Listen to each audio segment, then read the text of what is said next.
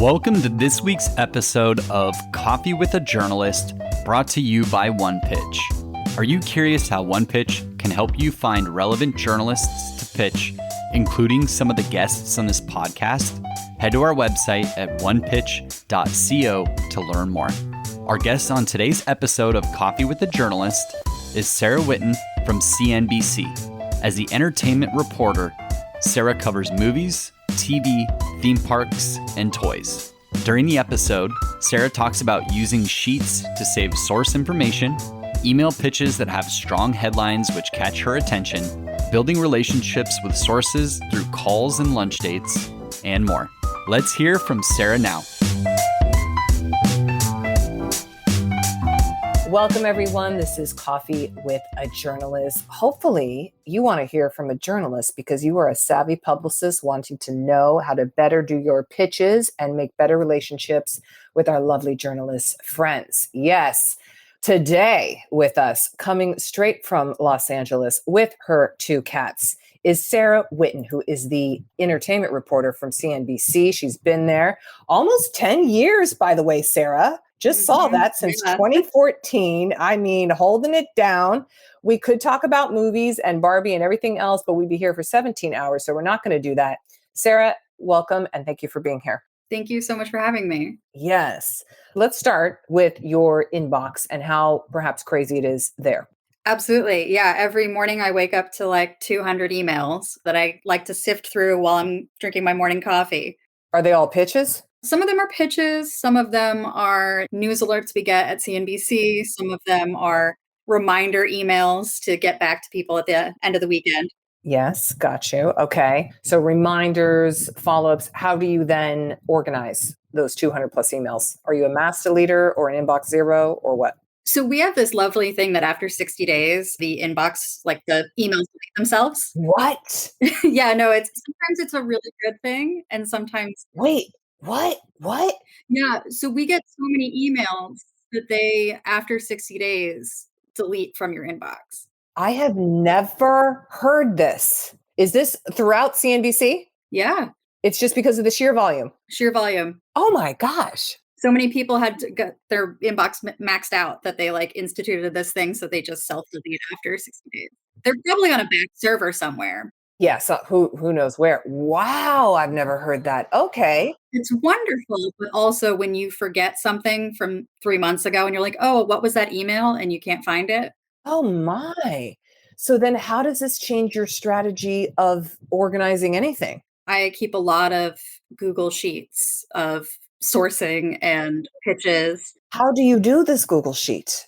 Yeah, so I usually just pull up and we'll put the name of the source or pitch, where they're from, their email, telephone, and then sort of a brief description for myself for later. So I can kind of be like, okay, this person works PR for a gaming company or PR for an entertainment company, or they're a professor or whatever their title is. And this way I can go back later and sort of be like, okay, I need someone who can talk about streaming. Here's my list of all the people who can talk about streaming.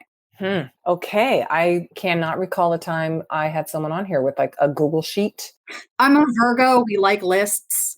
I'm a list maker.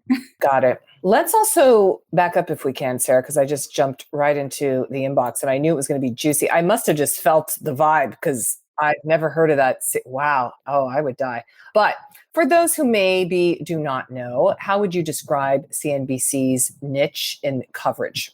Oh, absolutely. Yeah. So we are a business news organization. So everything we touch has to do with either the business of something or something that has to do with money. So for me, I cover entertainment, which can be a very wide ranging topic, but I like to narrow it down to movies, TV, parks, like theme parks, and toys are sort of my 4 areas.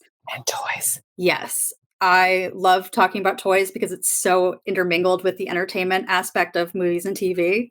And I'm also a big kid at heart. So being able to kind of cross-section those different things to be like, okay, this is why these toys are doing really well. Like we were talking with Barbie. Yes. And Weird Barbie's out. Crazy because of the Barbie movie, which should be no surprise to anyone, but it's a fun little thing I get to do at my job because I'm able to carve out this little area where I can talk about lightsabers and Star Wars and Funko Pops and all sorts of different items. So yeah, So, do people pitch you toys and mail you toys? occasionally, like I usually ask people to send me an email before they start sending me things.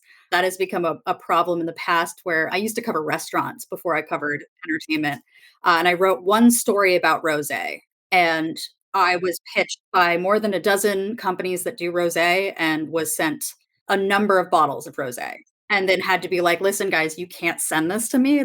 There are rules in journalism for how much you can send somebody. Which, by the way, just at every department and every news org differs. But what is the policy for CNBC? I've long heard the $50 rule. Yeah, it depends because you go through a whole standards thing for ethics and all of that. And we like to follow that to the letter. It sort of is like there's a monetary cap on what you can be given, and it depends if it's food based, like you're tasting something, versus if they're like giving you a product to look at. It's a very complicated process, but we like to stick to it and make sure that we don't bend any rules or anything like that. Okay, so there's not necessarily a numerical number that you could say? It depends on what it is. So, like, if I was covering food and they were like, "We want you to test out these new cheese puffs," That's okay. it can be as long as they send you like 2 packages and not 200. I see. I see. So volume of the product matters too. Volume is very important, and it's very good to check with a journalist before you send them a very large package. Very good. Okay. Do you accept anything, by the way? If you email me first and it's something that is more of like a review type thing, we don't really do reviews, but if it's something like I need to see or visually inspect to get it, that's usually okay. Okay. Okay. Good to know. Sarah, what bugs you about pitches? Well, I just mentioned I used to cover food and restaurants. So now I cover entertainment. And if you go and look at my CNBC page, you will see that I've been covering entertainment for 4 or 5 years now. And I have not covered food since about 2018. But the number of pitches in my inbox that are food related, even this morning, I got like 3 pumpkin spice emails. If you had just cursorily looked up my name, you would have noticed that most of my stories have to do with Hollywood or the strikes or box office or Barbie or Barbenheimer, and that maybe pitching me about pumpkin spice may not get you what you're looking for.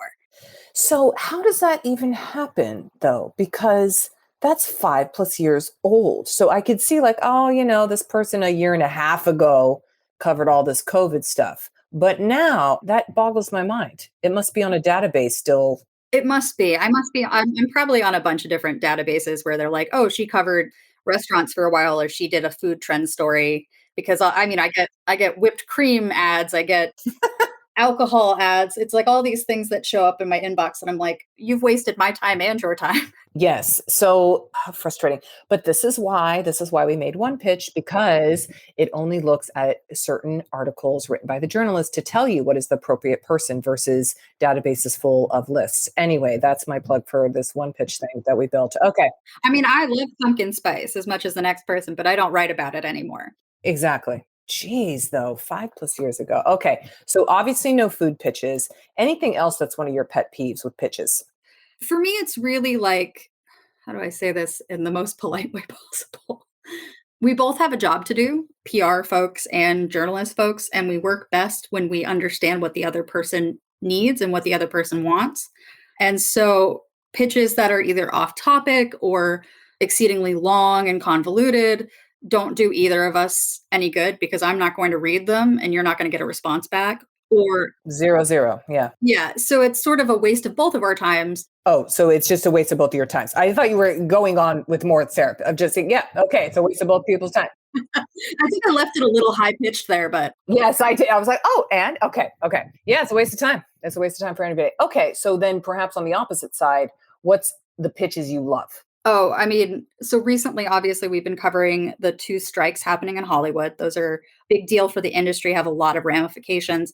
And I recently, the last couple of weeks, have gotten several very good pitches where the headline of the email is SAG strike streaming source available on record. Oh, there you go. Like, oh, that's a gem. I'm going to click that. Ooh, I haven't heard of putting the on record in the subject line. So you like seeing that. Neither have I. Oh, hot tip, hot tip. I talk to so many people who wanna talk on background, which is great. I love getting that kind of information, but when you have a source that is deep knowledge of the industry and willing to talk on the record, I'm gonna click that email. Oh, very good. That's a new one today. Okay. Yeah. I mean, I got a similar one that was SAG strike entertainment professor from X university, and that was really great because I know professors are really knowledgeable and able to talk on the record when other people may not be. Today's interview will continue after this brief message brought to you by OnePitch. Are you curious to learn about the unique ways OnePitch helps brands engage with the right journalists? Head to onepitch.co and create your own custom media list in 5 minutes or less. Now back to today's episode. So, kind of related to that, then, are you ever interested in exclusives, embargoes, and why or why not? Yeah, I mean, I wanna meet a journalist who isn't excited about those 2 possibilities. Obviously, exclusives are fantastic because it means we get to have it first and we get to put it out there first, and that's great for our brand and great for reporters. Embargoes are equally as great to have because then we can kind of prep them ahead of time, make sure there's enough context in there, and it really is great to have that relationship with sources to be able to get that information ahead of time. Yes. Okay. For someone to tee up such, what's the preferred way? Do you want to see, for example, exclusive in the subject line? Oh, absolutely. That's fantastic to have in there.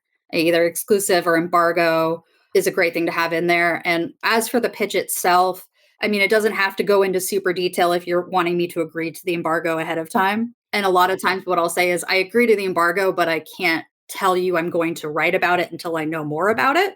So I like to be very transparent upfront because I don't know what information you're going to give me. And since we're kind of a smaller staff, I have a lot of things I'm juggling at one time. I like to know information about the pitch before I can say, yes, we'll definitely write about this. Okay, very good. For following up to an exclusive, do you have kind of like, hey, if it is a true exclusive, you could send me one follow up within 24 hours, or do you never want to follow up? Oh, I don't mind follow-ups if they're one or within like a small amount of time. I've had people follow up with me 5 times within 3 days, and it's like, "Okay, I think we both know I'm not going to answer your email, or I'm busy, or something like that." I'm never try to be mean to anybody who emails me, but there are just sometimes, like, if on the day we had SAG-AFTRA say that there was a strike happening, I was not going to be covering anything else that day. Yeah, exactly. It's probably great to come to me the next day and say, "Hey, I pitched you yesterday, just wanted to follow up." But doing it 3 days in a row is like, okay. That's excessive. We don't want that. Sarah, as I think about this, oh, yes. Okay, relationship building. So you're in the LA, you love LA, you're in the entertainment capital of the world, arguably. Is there a way for people to build a relationship with you, either in person, or is it really just digitally and over time, sending good pitches? So I love doing desk sides, which are Oh, really? the Zoom calls. I love them because it gives me a chance to spend a couple of minutes face to face with somebody. I don't have to leave my home office, which is nice. But then I get a really good sense of what the company is, what their background is, that sort of thing, which is really helpful to me because then I can learn a lot in a short amount of time. And then we can set up either calls later or lunch later to talk about it more. So you like a lunch, you'll go out and about. I do enjoy a lunch. In LA, it's a little tricky because That could be a 3.5 hour since event, right? yeah, it can be a little bit of a trek to get out places, but it's nice, I find, to once you've kind of touched base with somebody, to get to know a little bit more about them, a little bit more about what they're working on, what their background is, and then you can kind of work together to figure out what's a cool story we could work on together. And I really like that collaboration. Got you. Okay. She likes a lunch. Perfect.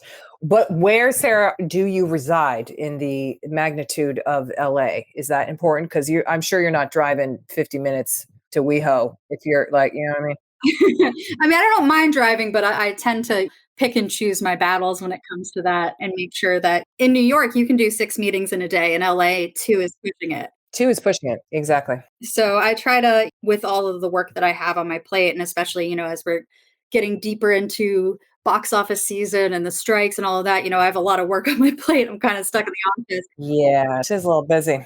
Yeah, so I will kind of pick and choose the days that I am able to kind of skirt my way out of the apartment and have a source lunch. Okay, good to know. I have a quick rapid fire section here, Sarah. So you just give us your answer. Are you ready? Yes, Now, some you may have already touched on, but you can elaborate. Okay, video or phone interview? either.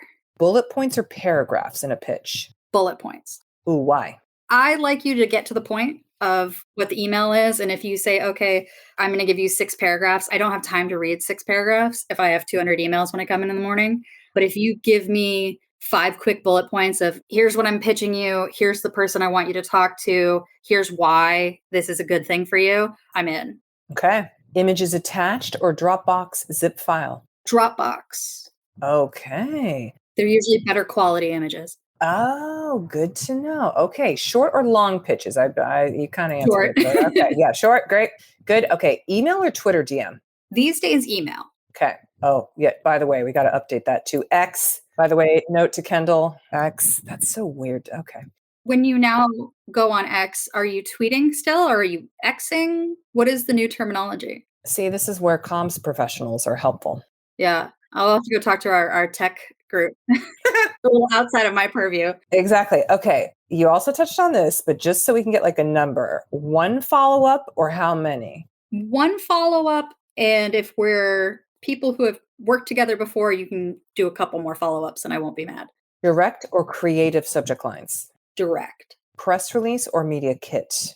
Press release. What time, if there is one, do you normally read your pitches? You already mentioned the morning stuff, but do you all day scan? I do. Oh, okay. It's a little bit of a problem. Like the little email icon pops up and immediately I'm like, what is this? And I'm easily distracted when the email icon pops up. Okay. What type of sources do you look for? I'll just end with that. There's further, but yeah. What kind of sources are you looking for? On the record, as you mentioned, but I love on the record. I mean, all journalists do. On background is also very helpful. There are a lot of folks that I talk to that I never quote, but are steeped in the industry in a way that is essential to my reporting and essential to understanding bits of the industry that are like really niche and maybe we don't totally talk about all the time. So, I mean, I love a good background source as well. I really, for sources, I look for people who are authoritative, people who are steeped in the industry, who have a good track record, that sort of thing. Looking for, I mean, that could be a professor, that could be a producer, that could be a box office analyst. I'm looking for somebody who really knows what they're talking about, but also has a passion for it as well. okay, very good. Is there anything else you'd like to add, Sarah, in promoting yourself, your passions, your cats, whatever else I mean, we could be here for a very long time if I started talking about my cats. we could? Yeah, I guess the biggest thing for me is I'm always looking to expand my coverage. As I said, I cover a lot of things from theme parks and toys to streaming to box office. We don't cover music as much as I'd like to, except for the odd Taylor Swift story, like earthquakes and sold out box offices there. Yeah, I'm always looking for new sources, folks that are really steeped in the industry, have unique points of view, have diverse points of view. Maybe I'm always open to pitches, but also just keep in mind that my inbox gets very full very quickly. And if I don't respond to you, it's not personal. It's not personal. I think most publicists have long accepted this reality. And it's not. And I hope that through this show and the number of dozens and dozens of episodes we've done, and in other ways, but particularly this show, the empathy for that is clear for us to have and go like, God, like what would you do if you had 700 pitches a day eventually? That is not feasible for one human to understand. It is not. Especially if you go on vacation for a couple of days or you're off on a work trip for a couple of days and you come back and you see like over 1,000 and you're like, oh no. No, yeah, that's a no. But also, I have to say, Sarah, how beautiful is it that in 60 days it all goes away anyway? As I said, it's really nice, but it's also like every once in a while there's that one email that you forgot to answer or you forgot to write down who it was and you're like, it's just gone forever now. Gone. It's gone. Wow. There you go. All right. Sarah, thank you for being here. This was so lovely. Thank you so much for having me. I wish you a good third viewing of the Barbie movie, by the way, and the many that are going to come for you, I'm sure. Absolutely. Thank you so much. Thanks for listening to this week's Coffee with the Journalist episode featuring Sarah Whitten from CNBC.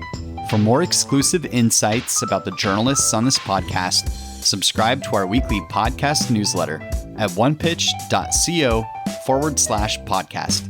We'll see you next week with even more insights about the journalists you want to learn more about. Until then, start great stories.